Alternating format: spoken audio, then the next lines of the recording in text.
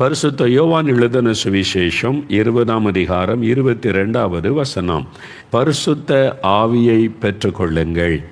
இன்றைக்கு உங்களை பார்த்து சொல்லுகிறார், என் மகனே, என் மகளை, பரிசுத்த ஆவியை நீ பெற்றுக்கொள்ள வேண்டும்.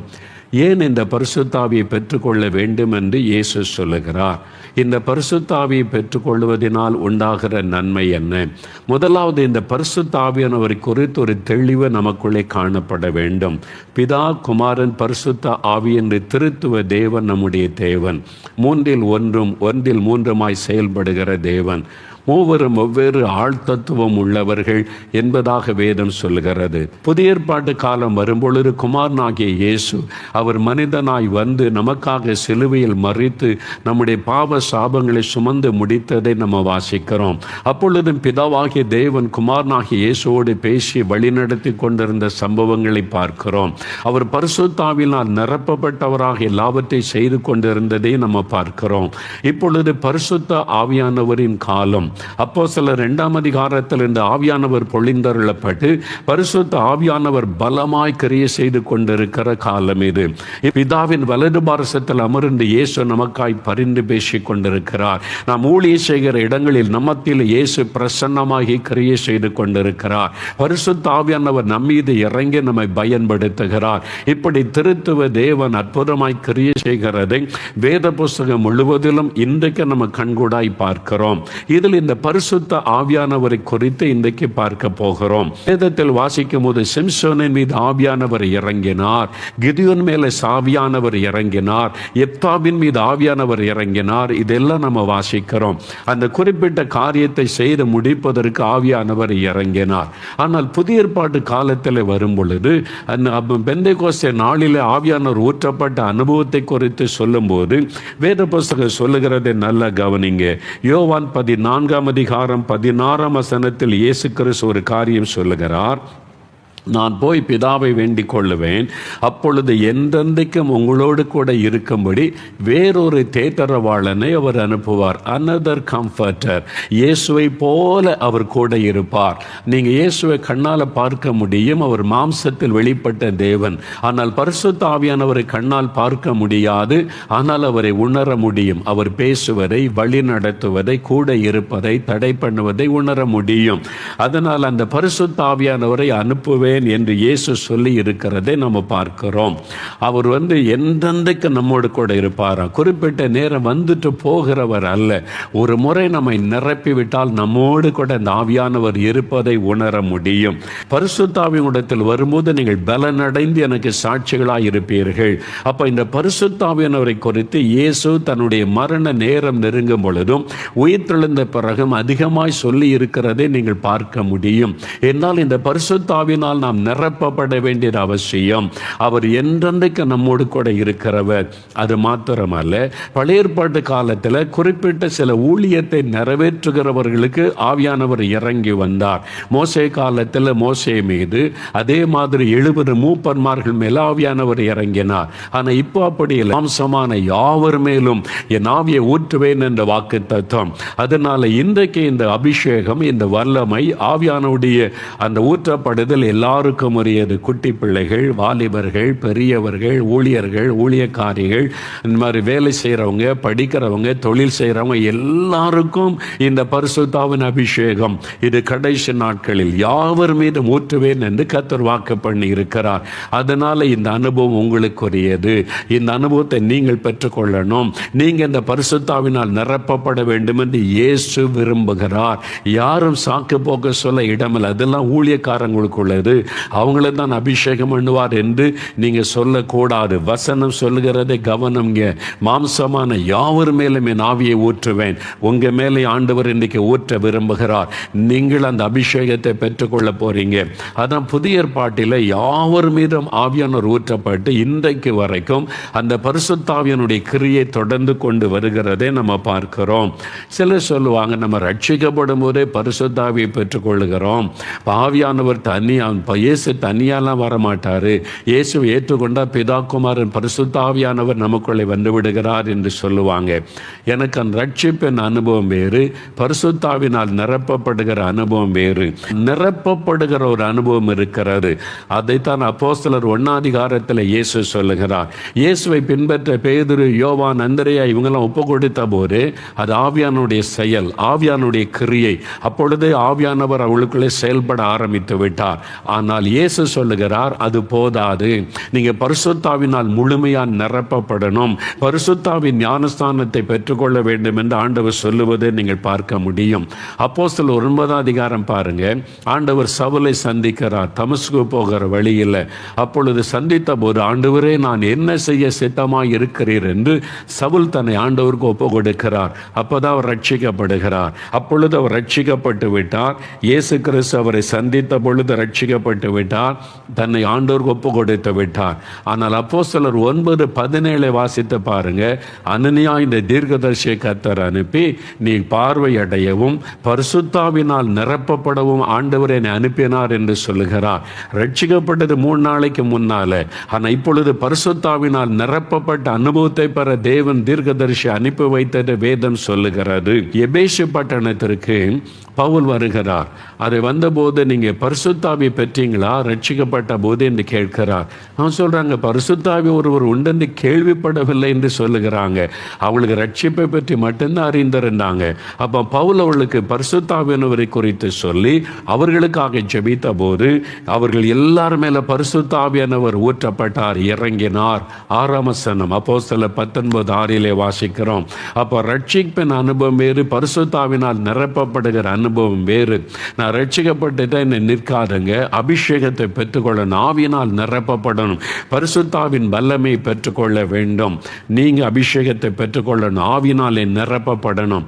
நான் ஏன் ஆவியில் நிரப்பப்படணும்? எதுக்கு இந்த அபிஷேகம்? இந்த பரிசுத்தாவியான ஒரு அபிஷேகத்தை நான் பெற்றுக்கொள்ளாவிட்டால் என்ன? நான் ரட்சிக்கப்பட்ட அது போதாதா என்று நினைக்கலாம். இந்த பரிசுத்தாவினால் உண்டாகிற ஆசீர்வாதத்தை நிறைய பேர் அறியாததுனால தான் அதை பெற்றுக்கொள்ள தயங்குகிறோம். இன்னைக்கு ஒரு 3 வசனத்தை மாத்திரம் சொல்லுகிறேன். நிறைய ஆசீர்வாதம் இருக்கிறது, எல்லாவற்றையும் தியானிக்க நேரம் இல்லை.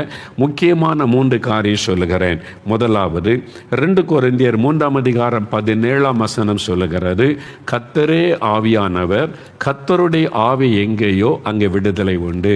அது ஆண்டவர் கொடுக்கிற வாக்கு தத்துவம், தேவன் சொன்ன அற்புதமான சத்தியம். ஆவியானவர் வரும்போது முதலாவது நமக்கு விடுதலை தருகிறார், ஒரு டெலிவரன்ஸ் நமக்குள்ளே உண்டாகிறது. எனக்கு அன்பானவர்களே, நாம் ரட்சிக்கப்படும் போது நம்முடைய பழைய பாவங்கள் எல்லாம் மன்னிக்கப்பட்டு விட்டது. இயேசு கிறிஸ்துவின் ரத்தம் நம்முடைய இருதயத்தை கழுவி பாவமறை சுத்திகரித்து விடுகிறது. இயேசு நமக்குள்ள வந்து வாசம் பண்ணுகிறார் என்ற ஒரு சந்தோஷம், சமாதான, ரட்சிப்பின் மகிழ்ச்சியை பெற்றுக்கொள்ளுகிறோம். அது முதல் அனுபவம். ஆனால் தொடர்ந்து பாவம் நிறைந்த உலகத்திலே நம்ம வாழ்ந்து கொண்டிருக்கிறோம். அப்போ சில சமயம் இந்த பாவங்கள் நம்மை மேற்கொள்ளுகிறது. ஜென்ம சுபாவங்கள் சிலருக்குள்ள மறுபடியும் எழும்பி விடுகிறது. வெளிப்படையான பாவங்கள் நம்ம விட்டு போய் விடுகிறது. மதுபானம் குடிப்பது, போதை வஸ்துகளை பயன்படுத்துவது, புகைப்பிடிப்பது, அந்த மாதிரி காரியெல்லாம் போய்விட்டது. ஆனால் உள்ளத்தில் இருந்து புறப்படுகிற கோபம், எரிச்சல், பகை, வைராக்கி, இந்த மாதிரி ஜென்ம சுபாவங்கள் சில சமயத்தில் எழும்பி நம்மை தீட்டுப்படுத்தி விடுகிறது. அதனால பரிசுத்தமாக வாழ முடியல என்ற ஒரு தவிப்பு அநேகருக்குள்ளே காணப்படுகிறது. அதற்கு நமக்கு அதிலிருந்து அந்த ஜென்ம சுபாவத்திலிருந்து ஒரு விடுதலை உண்டாகி ஒரு பூரண பரிசுத்த நமக்குள்ளே உண்டாக பரிசுத்த ஆவியானவர் அவசியம். நான் சென்னையில் இருக்கும் பொழுது பஸ்ஸில் பிரயாணப்பட்டு கொண்டிருந்தேன். கையில் பைபிள் வச்சுருந்தேன். ஒரு வாலிப தம்பி என்னை பார்த்து மெதுவாக என் பக்கத்தில் வந்து பேசினான். நீங்கள் என்ன செய்கிறீங்க, நீங்கள் யார் அப்படின்னு கேட்டேன். ஏன்னா கையில் பைபிளோடு நான் இருந்ததுனால கேட்டான். நான் வந்து ஆண்டோடைய ஊழியத்துக்கு ஒப்பு கொடுத்துருக்கிறேன், கர்த்தருடைய ஊழியக்காரன் சொன்ன உடனே, நான் அவங்கள்ட்ட கொஞ்சம் பேசணுமே, எனக்கு நீங்கள் உதவி செய்வீங்களான்னு கேட்டான். சென்னையிலேருந்து அந்த காலம் பைபிள் காலேஜில் படித்து கொண்டிருந்த காலம். அதனால் என்னிடத்தில் வந்து பேசினான். சரி தம்பி, நான் உங்களுக்கு என்ன உதவி செய்யணும் வாங்கன்னு சொல்லி நான் என் வேலைக்கு போனோம். வேலைக்கு கூட போகாமல் பஸ்ஸை விட்டு இறங்கி என் கூட வீட்டுக்கு வந்து விட்டான். 2 பேரும் வந்து பேசினேன். என்ன அவங்களுடைய காரியன்னு சொன்னபோது அவனுடைய கண்களில் கண்ணீர் வடிந்தது. அவன் சொன்னான், நான் ரட்சிக்கப்பட்டுட்டேன், என் பாவத்தை விட்டு மனம் திரும்பிட்டேன், ஏசு என் பாவத்தை மன்னிச்சிட்டான்னு சந்தோஷம்லாம் எனக்கு இருக்குது. ஆனால் நான் மறுபடியும் பாவத்தில் விழுந்து விடுகிறேன். பாவ சோதனைகளை மேற்கொள்ள முடியலை. என் கண்களை பரிசுத்தமாக காத்து கொள்ள முடியல. என் சிந்தனையை பரிசுத்தமாய் காத்து கொள்ள முடியல. அடிக்கடி நான் விரும்பாத பாவத்தை செய்து விடுகிறேன். அதனால் நான் ஒரு பரிசுத்தமாக வாழ முடியலேன்னு ஒரு போராட்டமாக இருக்குது. இதை யார்கிட்ட போய் கேட்க எனக்கு தெரியல. நீ ஒரு வாலிபனா ஊழியக்காரனா இருக்கிறதுனால உங்கள்கிட்ட பேசலான்னு வந்திருக்கிறேன்னு சொன்னான். ரட்சிக்கப்பட்டுட்டான். இப்போ பாவ சோதனை மேற்கொள்ள முடியல. சில பாவங்கள் வீழ்த்தி விடுகிறது. உள்ளத்திலிருந்து புறப்படுகிற சில பாவங்கள் கரைப்படுத்தி விடுகிறது. நான் சொன்னேன், இதற்கு ஒரே ஒரு வழிதான் உண்டு, பரிசுத்த ஆவியானவர். அவர் தான் உங்களுக்கு விடுதலை கொடுக்க முடியும். அப்போ என் அனுபவத்தை நான் சொல்லி நானும் அப்படி தான் தடுமாறி கொண்டிருந்தேன். ஆனால் தேவன் பரிசுத்தாவினால் நிரப்பின பிறகு என் வாழ்க்கையில் ஆவிக்குரிய வாழ்க்கையிலே மாற்றம். அந்த பரிசுத்த ஆவியானவர் உங்களுக்குள்ள வந்துட்டா உங்களுக்கு வெற்றி உள்ள வாழ்க்கை தருவார், பரிசுத்தத்தில் நடத்துவார் என்று சொன்னேன். நான் கவனமாய் கேட்டான். ரொம்ப நேரம் அந்த ஆவியானவரை குறித்து சொல்லி 2 பேரும் சேர்ந்து ஜெபம் பண்ணினோம். சில நாட்கள் கழிந்தது. ஒரு நாள் அந்த சென்னையில் பிரசவாக்கம் என்கிற ஒரு இடம் இருக்கிறாரு. அங்கே ஒரு கடை தெருவில், அங்கே தான் இங்கே பைபிள் காலேஜ் எல்லாம் இருக்குது. நான் நடந்து போகிற வழியில் என்னை அந்த வாலிபன் பார்த்து விட்டான். ஓடி வந்து என் கையை பிடித்து கொண்டான். சந்தோஷமாக அவனுடைய முகம் பிரகாசமாக இருந்தது. நீங்கள் சொன்ன மாதிரி நான் வந்து டெய்லி ராத்திரிலாம் ஜெபம் பண்ணேன். எனக்கு பரிசுத்தாவின் வல்லமை வேணும், நான் பரிசுத்தமாக வாழணும், பரிசுத்தமாய் வாழ முடிய வல்லமை வேணும் நீ தொடர்ந்து ஜெபித்தனா ஒரு நாள் தேவன் பரிசுத்தாவினால் என்னை நிரப்பிட்டார். நான் வீட்டில் ஜெபிச்சுக்கிட்டு இருக்கும் போது ஆவில நிரப்பி அந்நிய பாஷையெல்லாம் நான் பேசினேன். இப்போ எனக்கு ரொம்ப சந்தோஷமாக இருக்குது. நீங்கள் சொன்ன மாதிரி ஜெபிச்சு ஆண்டவர் எனக்கு தந்துட்டார் நீ மகிழ்ச்சியாய் சொன்னான். அப்போ கேட்டேன், சரி இப்போ அபிஷேகம் பெற்றுட்டீங்க, இப்போ நீங்கள் பரிசுத்தமாக வாழ முடியுதா? பாவ சோதனை அதெல்லாம் வருது இல்லையா அப்படின்னு கேட்டேன். அவன் சொன்ன, பாவ சோதனைலாம் வருது, ஆனால் இப்போ நான் விழுந்து போவதில் ஜெயிக்கிறேன், நான் அதை மேற்கொள்ளுகிறேன், நான் வெற்றியின் பாதையில் ஆவியானவர் என்னை நடத்துகிறார் என்று மகிழ்ச்சியோடு சொன்னான். பிரியமான, அதற்குத்தான் பரிசுத்த ஆவியானவர். முதலாவது இந்த பாவம் நிறைந்த உலகத்தில் நீங்கள் பரிசுத்தமாய் வாழ, பாவ சோதனைகளை மேற்கொண்டு ஒரு பரிசுத்தமுள்ள வாழ்க்கை வாழ இந்த பரிசுத்தாவின் வல்லமை உங்களுக்கு அவசியம். இந்த ஆவியானுடைய நிறைவு உங்களுக்கு அவசியம். அதனால தான் ரட்சிக்கப்பட்ட தெய்வ பிள்ளைகள், ஆண்டவருக்கு இந்த வாழ அர்ப்பணித்திருக்கிறவர்கள் பரிசுத்தாவின் வல்லமை பெற்றுக்கொள்ளணும். ஒருவேளை எங்களை சரிங்க, பரிசுத்தாவை பெற்று அந்நிய பாஷை பேசினா பாவமே செய்ய முடியாதா? அப்படி பண்ணி அபிஷேகம் பெற்று அந்நிய பாஷை பேசுகிற பாவம் செய்யலையா? அப்படி ஒரு கேள்வி. இல்லை, பரிசுத்தாவினால் நிரப்பப்பட்டு விட்டால் பாவமே செய்ய முடியாது என்று பைபிளில் சொல்லப்படவில்லை. பரிசுத்தாவினால் நிரப்பப்பட்டிருந்த சிம்சோன் விழுந்து போக வாய்ப்பு இருந்தது. பரிசுத்தாவினால் நிரப்பப்பட்டிருந்த தாவீது விழுந்து போக வாய்ப்பு இருந்தது. அதனால பரிசுத்தாவி பெற்று விட்டால் நீ பாவமே செய்ய முடியாது என்று வேதம் சொல்லவில்லை. அதுக்கு தான் என்ன சொல்லப்பட்டிருக்கிறது? எப்பொழுதும் பரிசுத்தாவினால் நிறைந்திருக்க வேண்டும் என்று வேதம் சொல்லுகிறது. நான் உங்கள் மத்தியில் பிரசங்கம் பண்ணுறேன், வசனத்தை சொல்கிறேன், ஊழியம் செய்கிறேன். 45 வருஷமாக ஊழியத்தை செய்து கொண்டே இருக்கிறேன். இன்றைக்கும் அதிகாலையில் நான் எழும்பி வேதத்தை தியானித்து பரிசுத்தாவிக்குள்ளே நிரம்பி ஜெபிக்கிறேன். முதலாவது எனக்காக, ஆண்டவரே என்னை நிரப்பும், என் கண்களில் உம்முடைய அபிஷேகம் இறங்கட்டும், என் சிந்தனையில் அபிஷேகம் இறங்கட்டும், என் சரீரம் முழுவதும் ஆவியானுடைய ஆட்கொள்ளுதல் வரட்டும், நான் பரிசுத்தமாக வாழணும், இன்னும் நான் பரிசுத்தமாக வாழணும், அதற்கு உம்முடைய அபிஷேகத்தின் வல்லமை வேண்டும். அனுதினமும் வேதம் வாசித்து ஜெபிக்க ஜெபிக்க ஜெபிக்க அந்த அக்கினி, பரிசுத்தாவின் அக்கினி நமக்குள் கொழுந்து விட்டு எரியும். அதனால் தான் எப்பொழுது ஆவியில் அனலாம் இருங்கள் என்று வேதம் சொல்லுகிறாரு. ஒரு நாள் பெற்றுக்கொண்டதோடு நிறுத்தக்கூடாது. அன்னதனமும் வேதத்தை தியானித்து ஆவில நிரம்பி ஜெபிக்க ஜெபிக்க அந்த பரிசுத்தாவின் அக்னி உங்களுக்குள்ளே பெருகி கொண்டிருக்கும். நல்ல ஒரு நெருப்பு எரியுதுன்னு வைத்துக் கொள்ளுங்க. அப்படி ஒரு ஃபயர் எரிஞ்சுக்கிட்டே இருக்குது. ஒரு வண்டி நிறைய குப்பையை கொண்டு கொட்டிட்டாங்க. அதை அந்த குப்பையை நீங்கள் போட்டுக்கிட்டே இருங்க. அந்த நெருப்பில் போய் கொறிந்து விட்டு எரிகிற நெருப்பில் குப்பையை போட்டுக்கிட்டே இருந்தால் எந்த குப்பையாவது அந்த நெருப்பில் தங்கி இருக்குமா? அந்த நெருப்பு எல்லாத்தையும் எரித்து சாம்பல் ஆக்கிவிடும். பரிசுத்தாவின் அக்கினி நமக்குள்ளே எரிந்து கொண்டே இருந்தால் சாத்தான் பாவ குப்பைகளை நம்மள போடுவான். கண்களின் இச்சை, மாமிசத்தின் இச்சை, பெருமை, பொறாமை, இந்த மாதிரி பாவ குப்பைகளை நமக்குள்ளே போட நினைப்பான். நமக்கு உள்ளது தங்காது. ஆவியானவர் அதை எரித்து சாம்பலாக்கி விடுவார். பாவ போராட்டம் வரும், பாவம் நமக்குள்ளே தங்காது. பாவ பிரச்சனைகளை பிசாசு உண்டாக்குவான், அது நமக்குள்ளே தங்கி நமக்கு பாதிப்பை உண்டாக்காது. ஆவியானவர் அதை சுட்டரித்து நம்மை பரிசுத்தத்தின் பாதையிலே நடத்துவார். அதனால தான் அனுதினமும் பரிசுத்தாவிலே நிரம்பி நாம் ஜெபிக்கணும். இரண்டாவது, பரிசுத்தாவின் அபிஷேகம் வரும்போது என்ன நடக்கிறது? ரோமர் 8:26 ஆவியானவர் நமது பலவீனங்களில் நமக்கு உதவி செய்கிறார். ஆவியானவர் உதவி செய்கிறார். என்ன உதவி செய்கிறார்? ஏற்றபடி வேண்டிக் கொள்ள வேண்டியது என்னதென்று அறியாமல் இருக்கிறபடியால் ஆவியானவர் தாமே வாக்கு கடங்காத பெருமூச்சுகளோடு வேண்டுதல் செய்கிறார் என்று வயத்தில் பார்க்கிறோம். அப்போ ரெண்டாவது, பரிசுத்தாவினர் வந்த உடனே என்ன உதவி செய்கிறார்? நம்முடைய ஜெப வாழ்க்கையிலே உதவி செய்கிறார். சில சமயத்தில் நான் பார்த்துருக்கிறேன், அதிகாலையில் நம்ம 5 மணிக்கு எழுப்பி ஜெபிக்கணும் அப்படின்னு நினச்சிட்டு படுத்திருப்போம். 2 மணிக்கெல்லாம் விழிப்பு வந்துடும். சில சமயம் யாரோ தட்டி எழுப்புற மாதிரி இருக்கும். நிறைய அந்த அனுபவத்தை ஜெபிக்கலாம் வாங்க நிகழ்ச்சிக்கு பலர் எழுதியிருந்தீங்க. உங்கள் அனுபவத்தை நான் வாசித்திருக்கிறேன். எனக்கு ரொம்ப சந்தோஷம். நான் அதை உணர்ந்த 2 மணிக்கு யாரோ எழுப்புற மாதிரி இருக்கும்.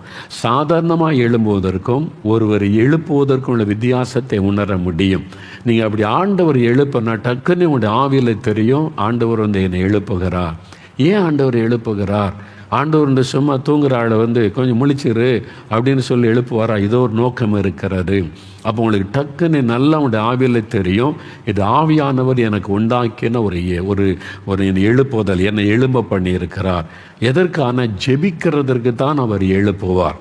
அப்போ ஆண்டவர் உடனே சரி, உடனே ஜெபிக்க முழங்கால் படியிட்ட உடனே, ஆண்டவரே நீங்கள் ஜெபிக்க எழுப்புனீங்க, நான் என்ன ஜெபிக்கணும்? நீங்களாக ஜெபிக்க ஆரம்பிச்சிடக்கூடாது. ஆண்டவர்கிட்ட காத்திருந்து நீங்கள் ஏன் என்னை எழுப்புனீங்க? இந்த நேரம் 2 மணி, நான் எதுக்காக ஜெபிக்கணும்? என்ன நீங்கள் விரும்புகிறீங்க ஆண்டவரேன்னு கேட்டால், அப்போ ஆண்டவர் உங்களோட இடைப்பட ஆரம்பிப்பார். உங்களோட ஆவியில் பரிசுத்தாவின்னு சொல்லுவார், எனக்கு இது பாரமாக இருக்குது, இதுக்காக ஜெபம் பண்ணு. சில சமயம் சில ஊழியர்களுக்காக ஆண்டவரைப்படி ஜெபிக்க வைப்பார். உங்களுக்கு தெரிந்த ஒரு குடும்பத்துக்காக ஆண்டவரைப்படி ஜெபிக்க வைப்பார். உங்களுக்கு தெரிந்த ஒரு நபருக்காக ஒரு ஆளை காண்பித்து ஜெபிக்க வைப்பார். அவங்க கிறிஸ்தவங்களாக இருக்கலாம், கிறிஸ்தவர் அல்லாதவங்களாக கூட இருக்கலாம். அவங்களை குறித்து உங்களுடைய நண்பர்கள், உங்கள் கூட வேலை பார்க்குறவங்க, அவங்களுக்கு குறித்த பாரத்தை உண்டாக்கி ஜெபம் பண்ணு. அவங்களுக்கு ஒரு பிரச்சனைன்னு சொல்லுவார். நீங்கள் அவங்களுக்காக அழுது ஜெபித்து கொண்டு இருப்பீங்க. இதான் ஜெப ஆவியானவர் நமக்கு உதவி செய்கிறவர். நீங்கள் ஃப்ரெண்டுக்காக ஜெபிச்சுட்டு அடுத்த நாள் போய் நீங்கள் கேட்டு பாருங்கள், அவங்ககிட்ட எப்படி நல்லா இருக்கீங்களா, சோமா இருக்கீங்களா, நேற்றுக்கெல்லாம் எனக்கு ரொம்ப கஷ்டம், ஆனால் இன்னைக்கு காலையில் பரவாயில்ல.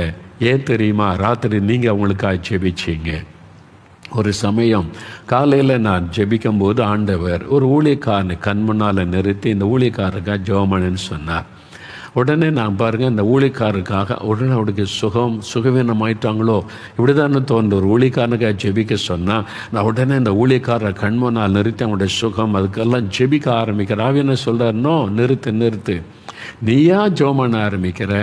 இல்லை ஆண்டவரே, ஊழியக்காரரை காமிச்சிங்க, ஜெபிக்க சொன்னீங்களா? சரி, அவருக்கு என்ன காரியம், என்ன பிரச்சனை, அது உனக்கு தெரியுமா? தெரியாது, நீங்கள் சொன்னால் தானே தெரியும்.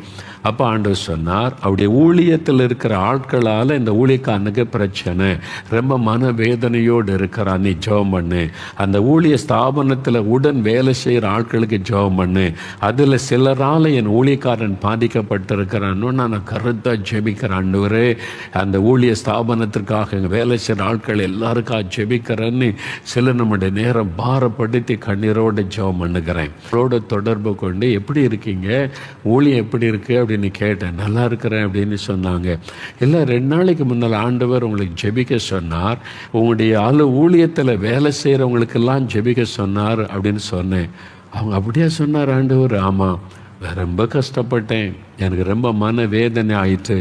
இவங்களெல்லாம் நம்பி ஊழியத்தில் வச்சு சம்பளம் கொடுத்து ஊழியம் செய்வாங்கன்னு நினச்சா இந்த மாதிரி என்னை துக்கப்படுத்திட்டாங்க. நான் ரொம்ப மனசு என்னையா ஊழியன்ற மாதிரிலாம் ஆயிட்டேன். அதே நேரத்தில் தான் கர்த்தர் உங்களை ஜெபிக்க வச்சிருக்கிறாரு. நான் சொன்னேன், பயப்படாதங்க, கர்த்தர் நல்ல ஆட்களை தருவார், தவறான்களை அப்புறப்படுத்திடுவார், நான் ஜெபம் பண்ணி இருக்கிறேன்னா அவங்களுக்கு ரொம்ப சந்தோஷம். பார்த்தீங்களா? அப்போ தேவன் ஒரு ஆளை காண்பிக்கிறது மாத்திரம் அல்ல, பரிசுத்த ஆவியானவர் அவருக்கு என்ன பிரச்சனைன்றதை காண்பிப்பார். நீங்கள் நல்ல ஆண்டவரோட ஆவியானவரோடு இணைந்து ஜெபிக்க பழகிட்டீங்கன்னா உங்களுடைய ஜெப நேரம் அவ்வளோ இனிமையாக இருக்கும் தெரியுமா? ரொம்ப அற்புதமாக இருக்கும். ஒவ்வொரு ரகசியத்தை வெளிப்படுத்துவார், ஒவ்வொரு ஆட்களுக்காக ஜெபிக்க வைப்பார். நீங்கள் ஜெபிச்சிங்கன்னா அவ்வளோ சந்தோஷமாக இருக்கும் பாருங்கள். உங்களால் ஒரு குடும்பம் காப்பாற்றப்படும், உங்களால் ஒரு ஊழியர் பாதுகாக்கப்படுவாங்க, உங்கள் ஜெபத்தினால ஒரு குடும்பத்தில் அற்புதம் நடக்கும். அப்படி பரிசுத்த ஆவியானவர் ஜெபத்திலே நமக்கு உதவி செய்கிறார். அதனால் கர்த்தர் எப்போ எழுப்புனாலும் நீங்கள் ஜெபிக்க ஒப்பு கொடுக்கும் போது பரிசுத்த ஆவியானவர் அழகாக ஜெபத்திலே உங்களுக்கு உதவி செய்வார். அப்போ ஆவியான நீங்கள் ஜெபத்தில் வளரணுமா, ஆவியானவர் உதவி செய்யணுமா, இந்த அபிஷேகம் உங்களுக்கு அவசியம். கடைசியாக மூன்றாவது, இந்த பரிசுத்த ஆவியானவர் வரும்போது நமக்கு என்ன செய்கிறார் பாருங்களேன். அப்போஸ்தலர் 1:8 இயேசு சொன்னார், பரிசுத்த ஆவியினிடத்தில் வரும்போது நீங்கள் பலன் அடைவீர்கள். பரிசுத்த ஆவியானவர் உங்கள் மீது வரும்போது நீங்கள் வல்லமையை பெற்றுக்கொள்வீர்கள். You shall receive power. ஒரு வல்லமை, பரிசுத்த ஆவியானவர் வல்லமையின் ஆவியானவர். அது என்ன வல்லமை? இது டைனமிக் பவர். அந்த வல்லமைக்கு முன்பாக எந்த வல்லமையும் நிற்க முடியாது. ஆவியானுடைய வல்லமைக்கு முன்பாக எந்த வல்லமையும் நிற்க முடியாது. 1000 மந்திரவாதி ஒன்றா நின்னா கூட உங்கள் மேலே இருக்கிற அபிஷேகத்துக்கு முன்னால் அவனால் நிற்கவே முடியாது. 1000 பேர் ஒன்று சேர்ந்து உங்கள் மேலே மந்திரவாதம் பண்ணாலும் உங்கள் மேலே இருக்க இந்த ஆவியானவரை எதிர்த்து ஒன்றுமே பண்ண முடியாது. அவர்கள் வெட்கப்பட்டு போவாங்க, நொறுங்கி போவாங்க. அப்படிப்பட்ட ஒரு வல்லமை பரிசுத்த ஆவியானுடைய வல்லமை. அதனால தான் இந்த வல்லமை பெற்றுக்கொள்ளுங்க. நிறைய கிறிஸ்தவங்க ஏசோந்து போகிறேன், ஜெபிக்க முடியல, அப்படி ஆயிடுறேன், பின்வாங்கி போகிறேன். வல்லமை இல்லை. வல்லமை இல்லாத கிறிஸ்தவர்களாய் நாம் வாழக்கூடாது. வெறும் சுகத்துக்கு, ஆசீர்வாதத்துக்கு, குழந்தை வேணும், வீடு வேணும், வேலை வேணும், நீ மட்டும் ஆண்டவரை தேடாதங்க. இது உலக காரியம். ஆவிக்குரிய காரியத்தை நாடுங்கள் என்று வேதம் சொல்லுகிறது. அந்த வல்லமை பரிசுத்த ஆவியானவர் வரும்பொழுது உங்களுக்கு வல்லமை தருவார்.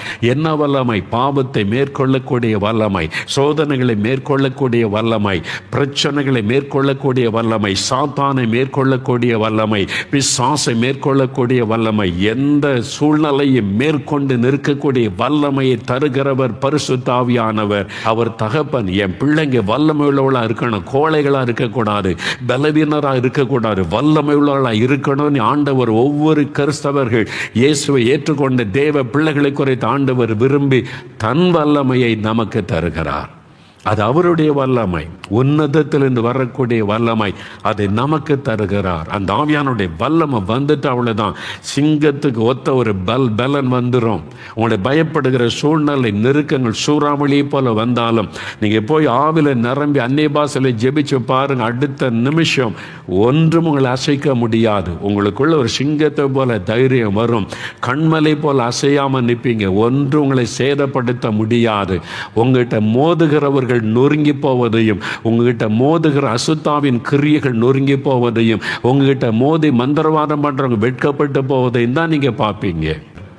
அதனால எதை குறித்த ஒரு பயமில்லாதபடி தைரியமாக இருக்கக்கூடிய ஒரு பலனை தருகிற ஒரு பரிசுத்த ஆவியானவர் தான். அந்த அபிஷேகத்தை பெற்றுக்கொள்ளுங்க. அந்த ஆவியில நிறைந்திருங்க. உங்க குடும்பத்தில் ஆவியில நிரம்பி ஜெபம் பண்ணுங்க. பரிசுத்த ஆவியில நிரம்பி ஜெபம் பண்ணுங்க. இன்றைக்கு ஆண்டவர் உங்களுக்கு அந்த வல்லமையை தரப்போகிறார். அந்த அபிஷேகத்தை நான் நிரப்ப போகிறார். எல்லா வல்லமைகளையும் மேற்கொள்ளக்கூடிய அந்த வல்லமை. இப்போ நம்ம ஜெபிக்க போகிறோம். முதல்ல எல்லாருமே ஆவியானவர் ஊற்றப்பட போகிறார். உங்களை பலப்படுத்துவார், புதிய அபிஷேகத்தை தருவார். முதல்ல உங்களுடைய இருதயத்தை அப்படியே கண்களை மூடுங்க. இருதயத்தில் கை வைத்து, இயேசுவே உங்களுடைய ரத்தத்தினால என் இருதயத்தை கழுவும், என்னை பரிசுத்தப்படுத்தும், பரிசுத்தப்படுத்தும், என்னை பரிசுத்தத்துக்கு ஒப்பு கொடுக்கிறேன். ஒப்பு கொடுங்க. இருதயத்தில் கை வைத்து ஜெபிங்க. இந்த ஜென்ம சுபாவத்தை விட்டு நான் மனம் திரும்புகிறேன். எனக்குள்ள கோபம், எரிச்சல், வைராக்கியம், பெருமை, புறங்கூறுகிற சுபாவம், மற்றவர்களை குற்றப்படுத்துகிற சுபாவெல்லாம் இருக்குது. இதெல்லாம் நான் அறிக்கையிடுகிறேன். என்னை கழுவுங்க, சுத்திகரிங்க, பரிசுத்தப்படுத்துங்க, என் இருதயத்தை சுத்திகரிங்க. இன்னொரு முறை ஒப்பு கொடுங்க.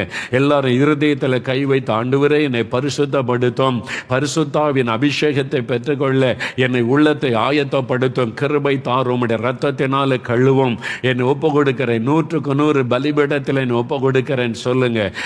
ஒப்பு கொடுங்க. மனம் திரும்ப வேண்டிய பாவத்தை பாவத்தை அறிக்கை செய்து ஜெபம் பண்ணுங்க. இன்னும் மனம் திரும்பாம இருந்தா, இயேசுவே என்னை மன்னிச்சிருங்க, உங்க ரத்தத்தினால கழுவுங்க, எனக்கு இந்த அபிஷேகம் வேணும், என் பாவத்தை மன்னித்தேன் அபிஷேகம் பண்ணுங்கன்னு கேளுங்க. ஆண்டவர் மன்னித்து உடனே அபிஷேகித்து விடுவார். எனக்கு இந்த அபிஷேகம் வேணும், வல்லமை வேணும் ஆண்டவரே, பாவத்தை மேற்கொள்ளக்கூடிய வல்லமை, பரிசுத்தமாய் வாழக்கூடிய வல்லமை, சோதனைகளை மேற்கொள்ளக்கூடிய வல்லமை, போராட்டங்களை மேற்கொள்ளக்கூடிய வல்லமை எனக்கு வேணும். இந்த ஆவிக்குரிய வல்லமை அபிஷேகம் வேணும். நான் ஜெபத்தில் வளரணும், இன்னும் அதிகமாக ஜெபிக்கணும், உமக்கு ஊழியை செய்யணும், உம்மை மகிமைப்படுத்தணும், நிறைய ஆத்மாக்களை ரட்சிப்புகளை நடத்தணும். அதுக்கு உம்முடைய வல்லமை வேணும், வரங்கள் எனக்கு வேணும், என்னை நிரப்புங்க. இப்ப எனக்கு நிரப்பணும் ஆண்டவரே. தாகத்தோட கேட்கணும், விசுவாசத்தோட கேட்கணும், வாயை திறந்து கேட்கணும். இப்போ ஹல்லேலூயா, ஹல்லேலூயா, thank you Lord, ஹல்லேலூயா. உமக்கு நன்றி. உங்களை அபிஷேகம் பண்ணுகிற இயேசு உங்கள் மத்தியிலே வந்து விட்டார். அபிஷேகம் பண்ணுகிற இயேசு உங்கள் மத்தியிலே பிரசன்னமாகி விட்டார். உங்க வீட்டுக்குள்ள வந்து விட்டார். நீங்க இருக்கிற இடத்துல வந்து விட்டார். உங்க பக்கத்துல வந்து விட்டார். ஜெபிக்க அந்த அபிஷேகத்தை உங்க மேல ஊற்ற போகிறார். ஆவியினாலே உங்களை நிரப்ப போகிறார். இப்பொழுது ஜெபிக்க ஆரம்பிக்க முன்னாலேயே நிறைய பேர் பெற்றுக்கொள்ள ஆரம்பிச்சிட்டீங்க. அநேகர் நிரப்பப்படுகிறீங்க. அடக்கிக் கொள்ளாதங்க, வாய் திறந்து தேவனை துதிக்க ஆரம்பிங்க. பெற்றுக்கொள்றீங்க. அக்னி இறங்கி கொண்டு இருக்கிறது, வல்லமை இறங்கி கொண்டு இருக்கிறது. தகப்பனே, மாம்சமான யாவர் மேலும் என் ஆவியை ஊற்றுவேன் என்று வாக்கு கொடுத்திருக்கிற தேவனே, கடைசி காலத்தில் அபிஷேகத்தின் வல்லமினால் நிரப்பப்பட்ட உம்முடைய சேனை எழும்ப வேண்டுமே. கடைசி காலத்தில் நிறைவேற வேண்டிய வாக்குத்தத்தத்தை நிறைவேறட்டும். மாம்சமான யாவர் மேலே ஆவியை ஊற்றுவேன் என்று சொன்னீரே, ஊற்றுங்க. இந்த சின்ன பிள்ளைகள் மேல ஊற்றுங்க, வாலிபர்கள் மேல ஊற்றுங்க, இந்த தாய் தகப்பன் மேல ஊற்றுங்க. இப்பொழுது நிரப்புங்க ஆண்டவரே. தாகத்தோட கேளுங்க, பெற்றுக்கொள்றீங்க. ஆண்டவருடைய வல்லமை இது பரலோகத்தின் வல்லமை, சாத்தானை மேற்கொள்ளக்கூடிய வல்லமை, பிசாசின் கிரியைகளை அழிக்கிற ஒரு வல்லமை, மந்திரவாதத்தை நடுங்க பண்ணுகிற வல்லமையை இயேசு உங்களுக்கு தந்து கொண்டிருக்கிறார். பெற்றுக்கொள்ளுங்க. நிறைய பேர் விடுதலை சுகம் பெற்றுட்டீங்க. நிறைய பேர் ஆவியிலே புது பலன் பெற்று இருக்கிறீங்க. இன்றிலிருந்து உங்களுடைய ஜெப வாழ்க்கை மாறுகிறது. அல்லேலூயா. மனதார துதிங்க.